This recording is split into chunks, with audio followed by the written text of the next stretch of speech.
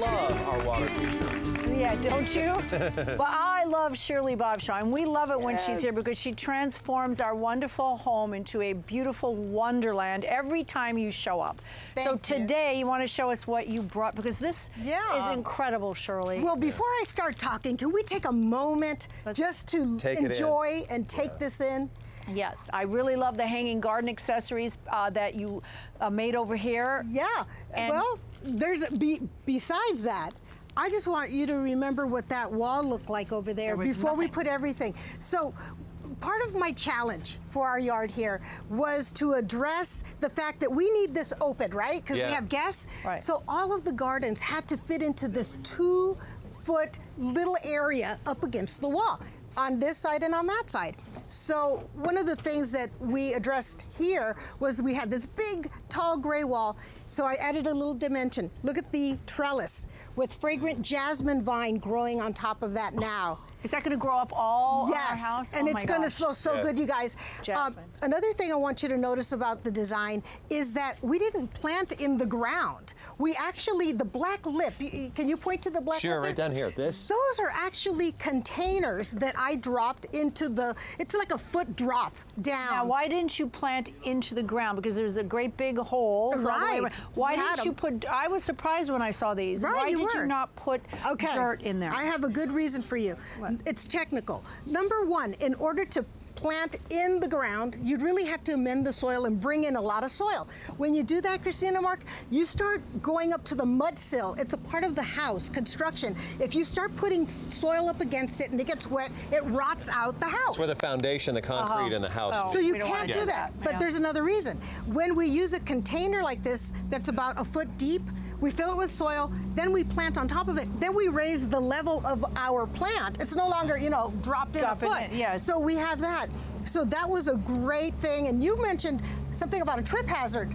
If you just had a garden, you just fall in. I was worried about that people could roll an ankle on that. It looks like it's portable, though. Can you just lift it up and take it with you to your next house? Are you already thinking of moving? Yeah, no, we're going to stay here. Okay. No. When you have a drop-in planter like that, yes, you just pick it up and take it with you. So this is a perfect type of an idea for, you know, people at home who live in apartments, or if they are renting, or if they move a lot. You know, don't dedicate all of your best plants to the ground. Put them in containers, and as you can see, you can have a nice mix. We have the big hopseed bush, which is like a burgundy brown.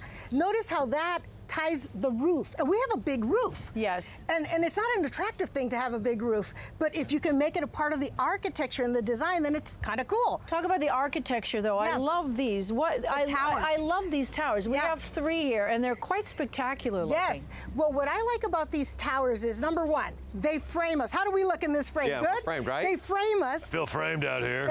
You always look good. And then this is an area where we can change it out, guys. If it's Christmas or if we have a wedding here, you can always change out these into annuals. And I went to Armstrong Garden Center yesterday, and I just went bananas looking for the nicest plants for you.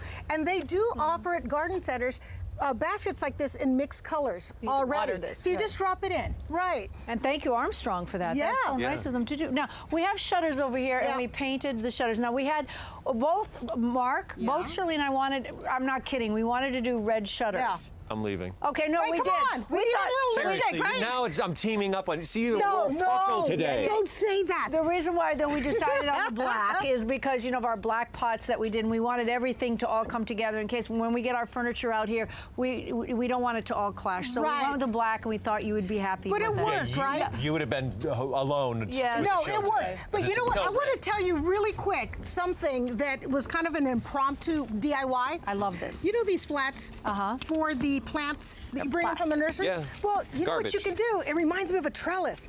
So look at this. We hung it up upside down this way, and it's a great place to put in your gloves. And then it's simple to do. I'm going to show you how fast it is. I just put 2 together because it makes it a little stronger. These are facing this way. I'm going to do this, and I'm going to make it into a shelf.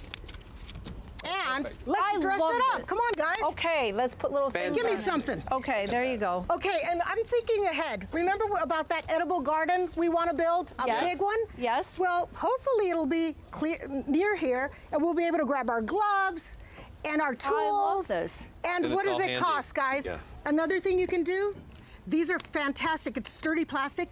Make a cut-in, take your pot. Then if you put this in the middle, wait a minute, got to put this in first. Pretend this is a large pot. Like one of these big black ones down okay, here. Yeah. now guess what?